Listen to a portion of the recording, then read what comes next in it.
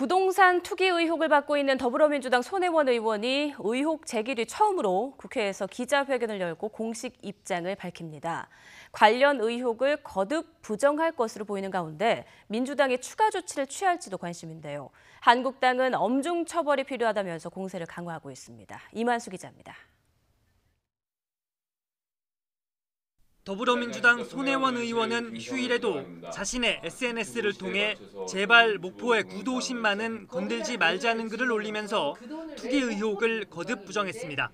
제가 목포를 위해서 뭔가 하겠다라는 생각한 것도 좀 그렇고, 또 제가 이 어려운 조카를 위해서 제가 증여를 했다라는 사실이 이렇게 사람들이 믿기 어려운 건지 정말 몰랐어요. 내일 오전에는 논란이 불거진 뒤 처음으로 국회에서 기자회견을 열어 공식 입장을 밝힙니다. 홍영표 원내대표도 함께 하는데 손혜원 의원에 대한 추가 조치가 내려질지 관심입니다.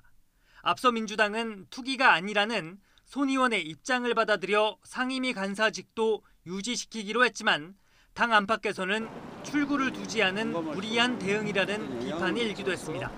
현재까지는 투기를 목적으로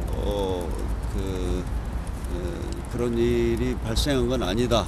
저희들은 이렇게 판단을 했습니다.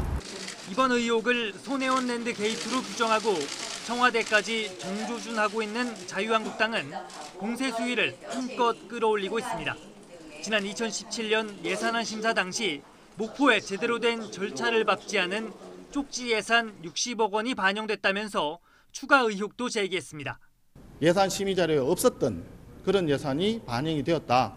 다시 말해서 권력적인 어떤 부분을 통해서 쪽지 예산이 반영된 거 아닌가. 한국당은 손혜원 의원의 기자회견을 지켜본 뒤 곧바로 진상조사단 회의를 열어 대응 방안을 논의하기로 했습니다. 문화재거리 사전정보 유출 의혹, 차명재산 의혹 등에 대해서는 이미 고발이 들어간 시민단체와는 별개로 법적 조치를 취하는 방안도 검토 중입니다.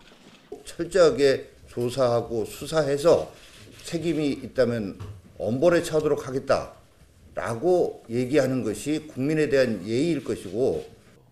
논란 초기 손혜원 의원의 우호적이었던 박지원 의원은 SNS에 미꾸라지 한 마리가 온 저수지물을 다 흐린다고 비판한 뒤 이제라도 당당히 검찰 조사를 받으라고 촉구했습니다. 다만 쪽지 예산 의혹에 대해서는 자신이 목포시 건의를 받아 관련 상임위와 예결위를 거친 정상적인 예산이라면서 손 의원과는 무관하다고 선을 그었습니다. YTN 이만수입니다.